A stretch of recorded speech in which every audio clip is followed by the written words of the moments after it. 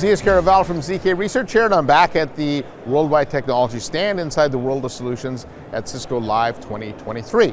And I'm joined by a couple of really smart people here. Joe Berger, your AVP of Digital Experiences. And Brian Ortbals, VP of the Global Solutions and Architecture team. So between you two, you know everything there is about digital experiences and collaboration. We tried to, yeah. I'm actually looking around for the smart people. Yeah, I was looking too. They must be back there. So we are back at Cisco Live, and I think this is, I know last year they had an in-person event, but I don't know if we were fully recovered from the pandemic. This is the first full one, I would say we have from an attendance perspective post-pandemic, and obviously the world's changed a lot, right? And so from a digital experience perspective, what are the big changes that we've seen? That's a big question. Yeah. Obviously, hybrid work became a big component to all this, yeah. And I think... But nobody knows what they're doing with it. And that's the whole point, yeah. right? It's everyone's still trying to figure out, how do I get people back in the office? How do I make sure they're productive at home? I know Cisco's going to spend a lot of time this week talking about that, but I think there's still a lot of interest growing around, how do I kind of tweak the dial and make it really work for all of my employees? And how do I deliver this better digital experience down to my end consumer, my patient, or my student? Yeah, I know at the beginning of the year I predicted that hybrid work this year would be a disaster because it's not that companies don't want to do it, they don't know how to do it. And I saw Chuck Robbins, Cisco's CEO on TV, talking about how you need to make the office a magnet, not a mandate, but it seems more of the business leaders I talk to. Mandates are starting to come in a little bit, yeah, we're seeing that happen. And so, with that being said, what are you hoping to get out of the show this year? From announcements or even just I mean, personally, they always do some great announcements. I know that the Collab group, they're announcing some new products. Obviously, AI is going to be really hot this year. I think all of our customers are asking us about it. I can see just talking to all the vendors, everyone's touting AI. Yeah. So I know Cisco's going to make some big announcements there as well. Environmental and sustainability is a big topic they're going to get into. I know the Webex team's going to announce some things here. But also on the customer side, the customer experience, the contact center play, Cisco's been spending a lot of time and effort rebuilding that and kind of enhancing those feature sets. So I think there's going to be some big announcements here too. And how about you, Brian? What are you looking forward to hear? Well, it's an interesting question. This is I think my 20th Networkers / Cisco Lives, and just walking around this place, you realize how big it's become. I think 99 was my first. Yeah, it was a little scary to think back to those days. It was a lot smaller event. It was. The Gaylord Palms in Orlando, if I remember correctly. But one, it's just rekindling relationships. I think is a huge part of this. I think you can get more done in 3 or 4 days at this event. Just spending time in the world of solutions, visiting with all these ecosystem partners, learning about new technology, hearing from Cisco about what their announcements are going to entail.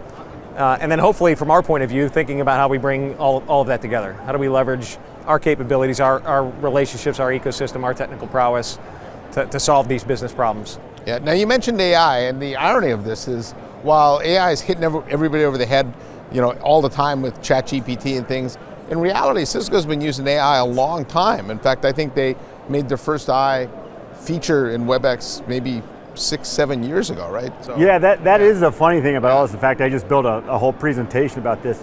We've already been using a lot of these tools, noise cancellation, video blurring, intelligent framing. It's been around. But we don't know it's AI. We don't know it's AI. Well, now it has a name, that's why everyone calls it. But yeah, Cisco has been doing this in the Collab portfolio for quite some time. They're obviously starting to accelerate it a bit more.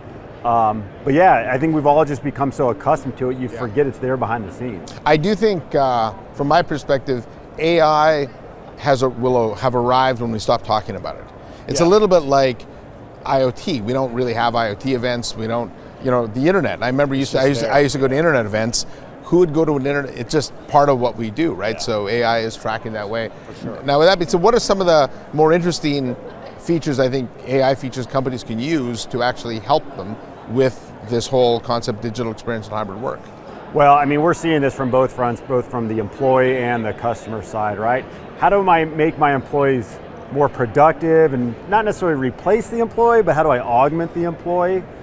Give them the right information, the right amount of time, make it easier for them to get their jobs done. And then on the customer experience side, how do I augment that so they're getting to the right question, the right resource in a faster amount of time, where maybe you're not bogging down the agent as much, you're getting to the right agent with the right information. So we're seeing a lot of this start to accelerate right now. And so does AI replace people, augment people, create more jobs? Because I've seen there's a lot of people scared of it. There's a lot of people scared of it. I do think in some instances it could replace. I think we're a couple years out from that. But I think really around the augmentation piece, it's really going to happen. Yeah, now World Economic Forum actually at the beginning of the year showed, I think they're expected to remove 70 million jobs from the workforce, but add 95 million. Yeah. So there'll be a net increase. But it's not unlike the transition from mainframes to PCs or the birth of the internet, right?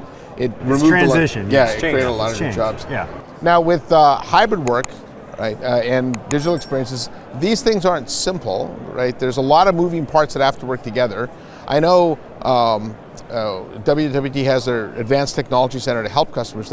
Talk about that and how customers can leverage that. Yeah, I think really this is actually the perfect venue to bring up where the ATC value proposition comes into play. As I look around the venue, the literally hundreds of OEMs and providers that exist out there trying to help solve a customer problem. And all that stuff's got to work together. That's right. None of it is just natively integrated into the existing footprint of a customer's architecture. So figuring out how to make the right technology decision faster, mitigating risk, certainly key tenets of the ATC, and ones we've served for years, and try to unfold the mystery here of all these different technologies in the ecosystem.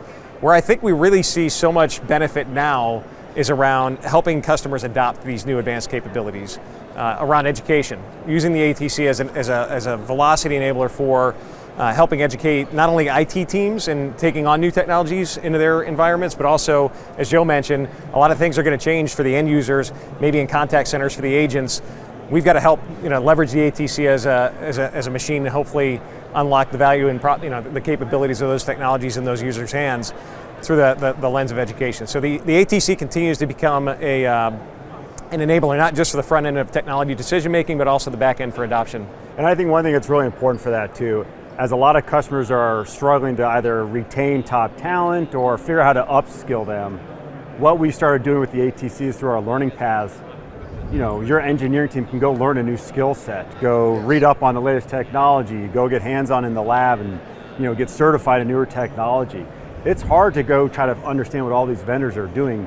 The ATC allows your administration and your engineers to actually go learn this stuff and really get hands-on, not just go read a marketing slip. So the ATC is the thing that's actually, to your tagline, going to make a new world happen. Without a doubt. Delivering business outcomes, driving customer innovation without question. Now you mentioned interoperability, and I do want to bring up, a few years ago I would never have said this word at a Cisco event, Teams. Teams. Right? Cisco has put an inordinate amount of work took off, huh? into interoperating with Microsoft Teams. How good is that for customers? What are your customers? About time, it's all I can say. Yeah. We've been telling Cisco for years they needed to do it. It took them a while to get there, but now that it's actually there, number one, the experience is great. The Cisco hardware they've been coming out with has been superb. Yes. I don't think there's anyone in the industry even close who can come close, especially with a lot of the AI that I mentioned earlier. Customers have been wanting it. We've got so many legacy enterprise and federal customers who've already standardized on Cisco video. They've migrated to Microsoft Teams for meetings. Now that the two work together, it's what everyone has just been waiting for. Yeah. So as quickly as Cisco can get it, certified by Microsoft, people just want to consume those new products. And the other thing too, Cisco has really built those products with a lot of high-end specs. I don't know if you knew this, they're all NVIDIA chips inside of them. Yeah. So the amount of new features and AI they can start turning onto those hardware over time is just going to be awesome. Yeah, I saw the inside of a Desk Pro, and that thing is loaded. I think it's a dozen NVIDIA chips. Yeah, people don't realize the amount of horsepower those devices already have built into it. Yeah. And if people want to, again, if they want to try doing any kind of Teams interoperability, hop on. That's the game, right? How do we bring that stuff to life? I think customers get a chance to read about these things or maybe attend an event like this, but then they go back to their offices and they have to figure out how to make it all work together. And that's the exact kind of scenario that we see happening every day in the ATC. Yeah, now I do think the other big theme cross event that I've been to is sustainability, right? And I saw somewhere that 90% of organizations today have sustainability goals, but only 10% can actually measure their progress towards them, which doesn't really surprise me. Yeah. And but I do know that if you look at some of the new Cisco office designs, Atlanta, New York, and some of the stuff that Worldwide's done at the ATC, you can build a lot of sustainability into the design of new offices. So talk about that. One of the things they're going to announce this week, actually getting built into Control Hub, are sustainability metrics. To your point, how do I know what I'm actually saving on carbon footprint reduction?